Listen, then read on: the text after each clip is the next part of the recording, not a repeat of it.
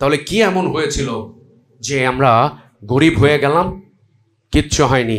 একটাই থিওরি, ব্রিটিশরা যখন নিশ্চিত হলো যে আমরা হেরে যাচ্ছি, তখন তারা হেরে যাওয়ার প্রতিশোধ নিল একটা মাত্র থিওরি দিয়ে, যেটা সবাই জানি, ডিভাইড অ্যান্ড রুল। তারা আমাদেরকে শতভাগে বিভক্ত করেছে, এতটা ভাগে বিভক্ত করেছে, রঙের ভিত্তিতে, ধর্মের ভিত্তিতে, চামড়ার ভিত্তিতে, ভাষার ভিত্তিতে, খাবারের ভিত্তিতে আমরা এতটা বিভক্ত হলাম, একজন ভাই আর একজন ভাইয়ের মাংস খাওয়ার জন্য প্রস্তুত হয়ে গিয়েছিল, আর তখনই আমরা গরিব হয়ে গিয়েছিলাম।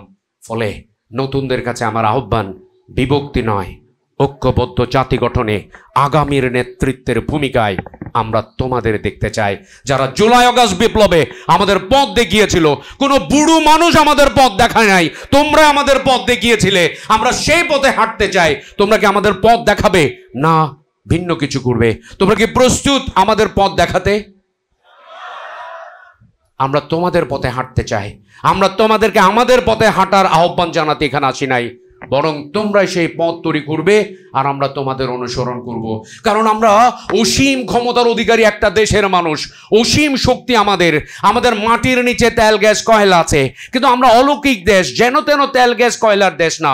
পৃথিবীর যতগুলো দেশের মাটির নিচে তেল গ্যাস কয়লা আছে, একবার ভাবো, Iraq, Iran, Libya, Sudan, Jordan, Saudi Arabia, Russia, Venezuela, America, Rajasthan, Balochistan, চায়নার কয়লা খনি, যার দিকে থাকাও মাটির নিচে তেল গ্যাস কয়লা আছে, আর উপরিভাগ হয় মরুভূমি, না হলে নেড়া পাহাড়।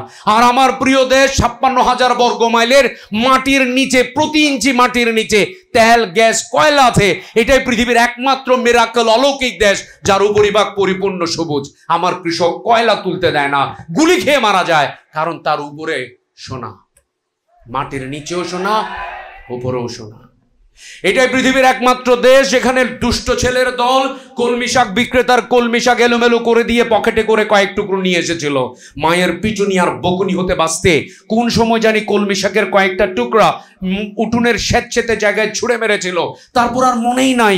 1 মাস যেতে না যেতেই কলমি শাকের বাগান হলো, 2 মাস যেতে না যেতেই মা, পাড়া প্রতিবেশী সহ তুলে খায়। পৃথিবীর এমন কোন দেশ দেখাতে পারবে যেখানে কলমি শাকের টুকরা ছুঁড়ে ফেলে দিলে বাগান হয়ে যায় আর পুরো এলাকাবাসী ফ্রি তুলে খায়? দেখাতে পারবে? আমাদের গ্রামের স্কুলে ফজলে আমের আঁটি দিয়ে শিশুরা ফুটবল খেলে, স্কুলের বাচ্চারা ফুটবল খেলে। সেই আমের আঁটি একসময় এবড়ো থেবড়ো হয়ে যায়। আমার মতো মোটা মানুষকে খেলায় নেয় না বলে সে রাগ করে আমের আঁটি রুকে এবড়ো না করে, তার উপর নাচে, এরপর সেটা ফেটে যায়, এরপর জোরে লাথি দেয়, সেটা স্কুলের ছাদের উপর উঠে যায়, যেখানে মাটি নাই, পানি নাই। কিন্তু আমি তানভীর গ্যারান্টি দিয়ে বলছি, এই এক অলৌকিক দেশ যেখানে এই ছাদের উপরে উঠে যাওয়া এবড়ো থেবড়ো আমের আঁটি থেকে চারা গজাবে। অথচ পৃথিবীর উন্নত দেশগুলোতে 1000 আমের আঁটি জোগাড় করা হয়। টেস্ট টিউব নিশ্চয়ই চিনো, সবগুলোকে টেস্ট টিউবে রাখা হয়। কিছুদিন পর সেখানে মাত্র 100টাতে চারা গজায়, এখনো শেষ হয় নাই। তারপর বিশেষ হাউসে নিয়ে যাওয়া হয়, তোমরা সবাই জানো সেই হাউসের নাম গ্রিন হাউস। এরপর সেখানে নিয়ে গিয়ে আবার $10,000 খরচ করা হয়।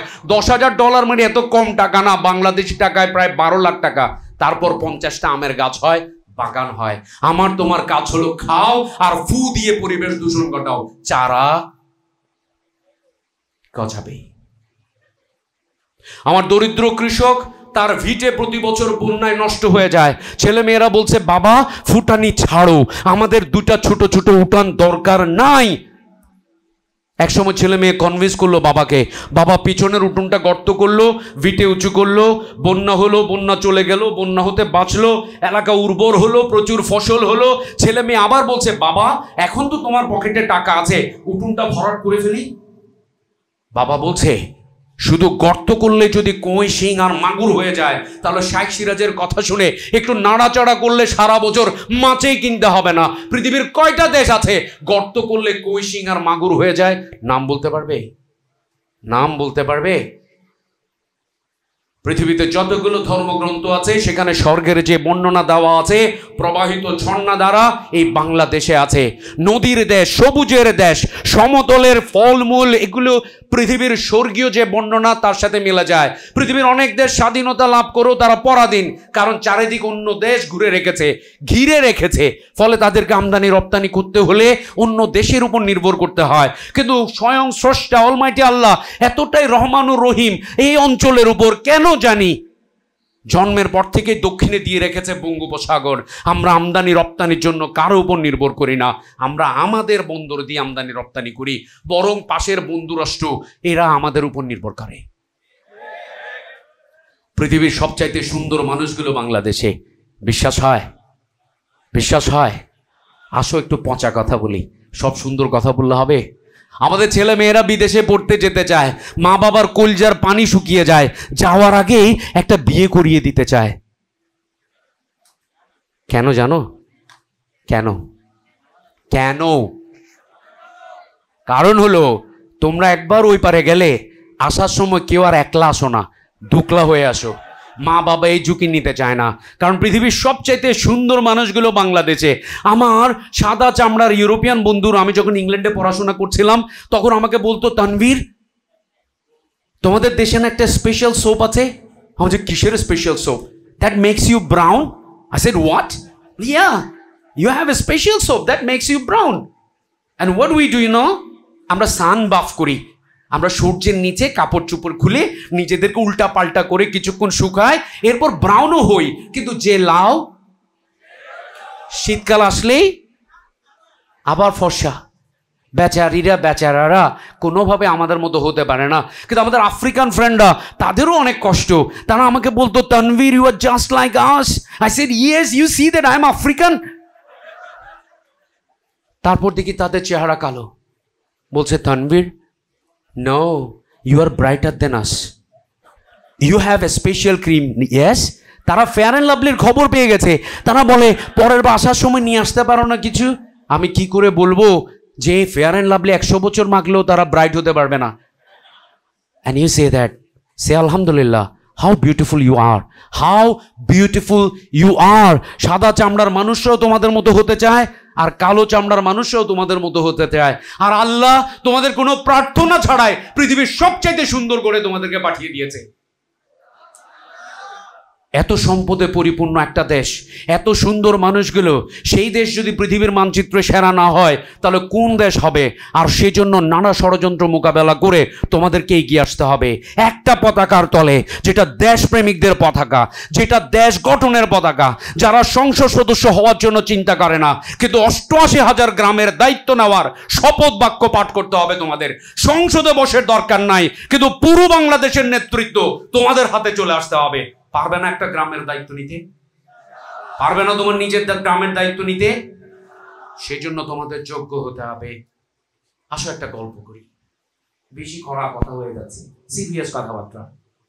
ইউরোপের এক রেস্টুরেন্টে একদল মানুষ খেতে গেছে, যার মধ্যে বাঙালি তার ছেলে মেয়ে নিয়ে বউ নিয়ে গেছে, ইউরোপিয়ান তার বউ ছেলে মেয়ে নিয়ে গেছে, আফ্রিকান তার বউ ছেলে মেয়ে নিয়ে গেছে।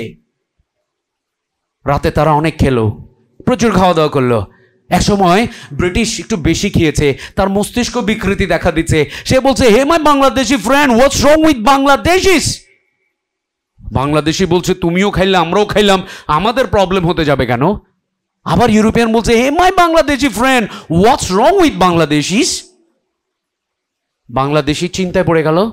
সে বলছে, এক্সপ্লেইন করো, ব্যাখ্যা করো, দেখি আমাদের কি সমস্যা। তখন ইউরোপিয়ান বলছে, my dear friend, you see I am a white man. Bangladeshi বলছে, yes, my wife is white. Bangladeshi বলছে, yes, my kids are white. Bangladeshi বলছে, yes, but that's not our problem. তখন ইউরোপিয়ান আবার বলছে, you see our African friend. Bangladeshi তো বুঝে গেছে কি বলবে। বাংলাদেশি বলছে, our African friend is black, his wife is black, his kids are black, his grandpa, grandma, grandson, গ্র্যান্ডডটার all are black, but that is not our problem.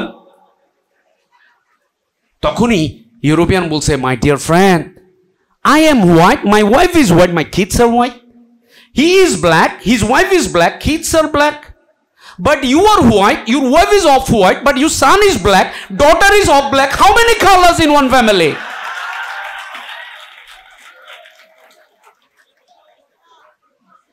এখন বাংলাদেশে একটু চিন্তায় পড়ে গেল, ও দ্যাট ইজ দ্য প্রবলেম। এই টেনশনে তুমি ঘুমাতে পারছো না। মা বাবা সাদা, ছেলে মেয়ে সাদা, কালো মা বাবা, ছেলে মেয়ে কালো, কিন্তু আমার পরিবারে সাদা, কালো, ফর্সা, শ্যামলা সব এক গাদা একসাথে কেমনে এক ঘরের মধ্যে হলো? বাংলাদেশি বলছে, oh my dear friend, you are asking about our colours. I know the answer, but before that I want to ask you two questions. Two questions? European will say, yes, two questions, yeah. My first question is, have you seen horses? European বলছে, গাধার মতো প্রশ্ন করো না তো। ইউরোপে ঘোড়া দেখবো নাকি বাংলাদেশে দেখবো?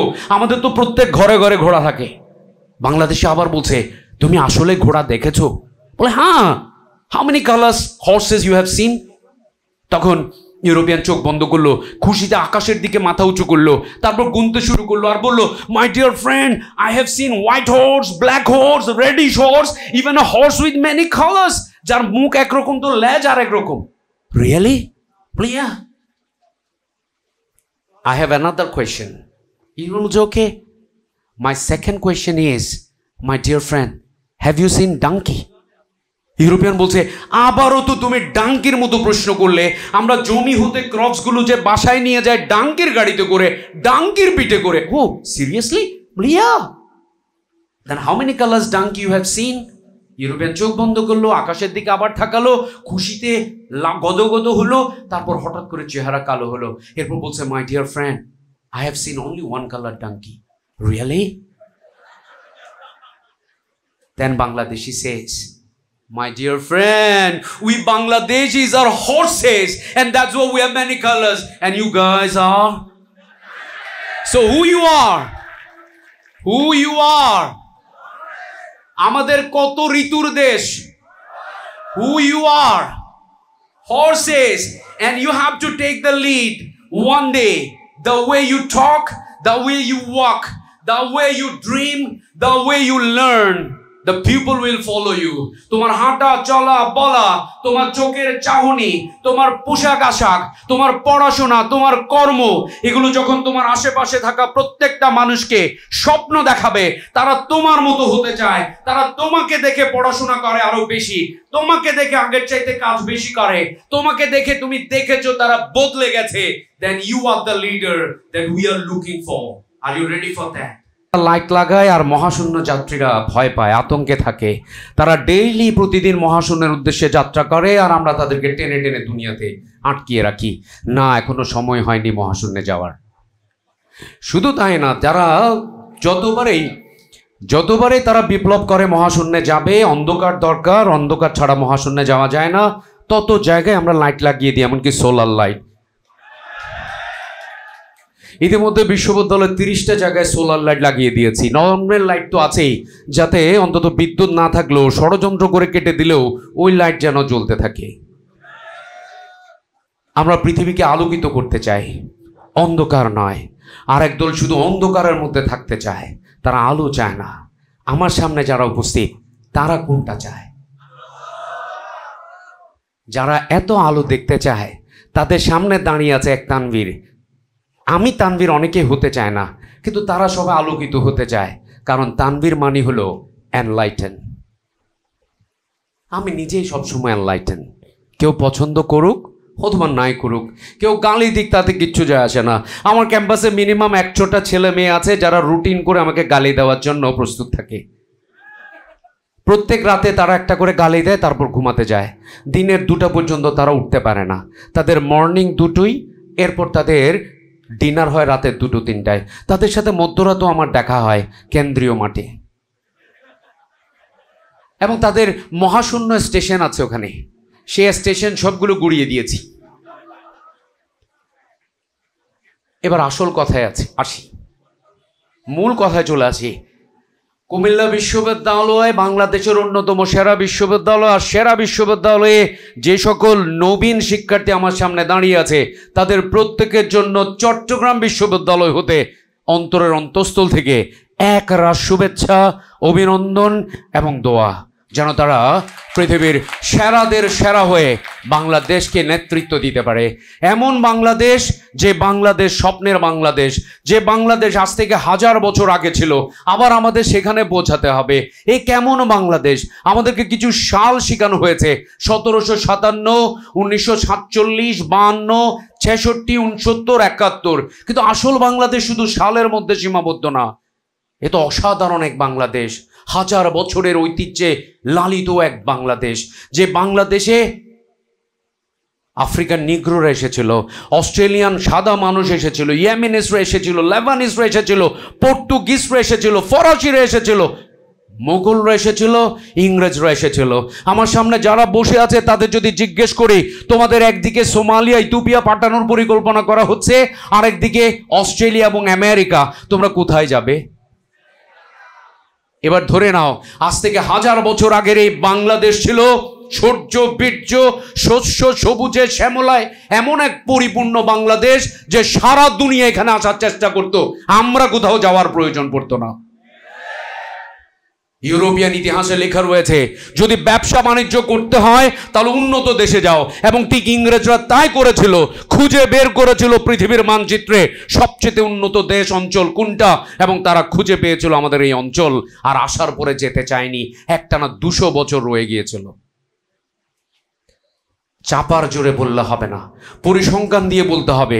1400 থেকে 1700, একটানা 300 বছর পৃথিবীতে এক বছরে যা উৎপাদন হতো তার 12% যোগান দিত বাংলা ভাষায় কথা বলা এই অঞ্চলের মানুষজন, যাকে তোমরা জিডিপি বলো। সারা পৃথিবীর জিডিপি হিসাব করলে তার 12% যোগান দিতাম আমরা যারা বাংলায় কথা বলি তারা। আবার মুঘল সাম্রাজ্য, এত বড় সাম্রাজ্য, বিশাল সাম্রাজ্য, আর তার ছোট্ট একটা অংশ ছিলাম আমরা এক বছরে মুঘল সাম্রাজ্যে যা উৎপাদন হতো তার 50% যোগান দিতাম। শুধু তাই না, আমেরিকা এবং জার্মানি বলছে তারা ইনোভেটিভ নেশন, কিন্তু আমরা কেন ভুলে গেলাম আমাদের রাজধানীর নাম ঢাকা, তার পাশে নারায়ণগঞ্জ, এবং নারায়ণগঞ্জের পাশে আজও মাথা উঁচু করে দাঁড়িয়ে আছে গোলাপি রঙের ভবনগুলো যার নাম সোনারগাঁ। আর সেখানে পৃথিবীর ইতিহাসে সবচাইতে আশ্চর্য, অতীব ইনোভেশনের সেরা মসলিন আবিষ্কার করেছিল এই অঞ্চলের জনগণ, যা এখনো আমেরিকানরা কপি করতে পারেনি। পৃথিবীর ইতিহাসে শ্রেষ্ঠ ইনোভেটিভ নেশন যদি থেকে থাকে, সেটাও এই বাংলা ভাষায় কথা বলা মানুষগুলো। এ কেমন দেশ? যখন ভারত বলে যদি হ্যাভেন দেখতে চান তাহলে কাশ্মীর চলে আসুন, সুইজারল্যান্ড বলে Switzerland is the haven of the earth, বছরে 8 মাস বরফে ঢাকা থাকলে একটা অঞ্চল কখনো হ্যাভেন হতে পারে না, স্বর্গ হতে পারে না। কারণ পৃথিবীর অধিকাংশ উন্নত দেশে বছরে ফসল হয় মাত্র একবার, এবং সেটা সামার। আর আমার প্রিয় মাতৃকা মাত্র 56,000 বর্গ মাইলের ছোট্ট দেশ, মাঝে মধ্যে মানচিত্রে খুঁজেও পাওয়া যায় না, কিন্তু বছরে ফসল হয় 3 থেকে 4 বার। এটা 56,000 বর্গ মাইলের দেশ না, এটা 1,56,000 বর্গ মাইলের দেশ। আজকে আমি বাংলাদেশের একজন মেসেঞ্জার, অ্যাম্বাসেডর, আমি বাংলাদেশের কথা বলতে এসেছি আমার কুমিল্লা বিশ্ববিদ্যালয়ের প্রিয় শিক্ষার্থীদের উদ্দেশ্যে। কেমন বাংলাদেশে আমরা বসবাস করি, যেটা চাপা দিয়ে রাখা হয়েছে, আমাদেরকে শিখতে দেওয়া হয় না, জানতে দেওয়া হয় না, কিন্তু আমরাই হলাম পৃথিবীর শ্রেষ্ঠ জাতিগুলোর একটা, যাদের এখনো এতটাই সম্পদ রয়েছে যে আমরা আমেরিকাও কিনে নিতে পারি চাইলে, কিন্তু সেটাও গোপন রাখা হয়েছে। বিশ্বাস হচ্ছে না? ইংরেজরা চলে যাওয়ার মাত্র কিছুদিন আগেও মুর্শিদাবাদ জেলায় এমন বাঙালি ব্যবসায়ীর অস্তিত্ব ছিল যার সম্পদের পরিমাণ ছিল পুরো বিলেত শহর কিনে নেওয়ার মতো। And for that you need mentor, you need coach, you need counselor, you need supervisor, and they are here. You have to follow your leaders. You need mentor. Mentor ছাড়া হবে না। সৎ সঙ্গে, অসৎ সঙ্গে, and grab the opportunities, because the future is yours. The Bangladesh is yours. You will show us the right path, and we will follow you. Wish you very good luck with the blessings of Almighty Allah. Thank you so much.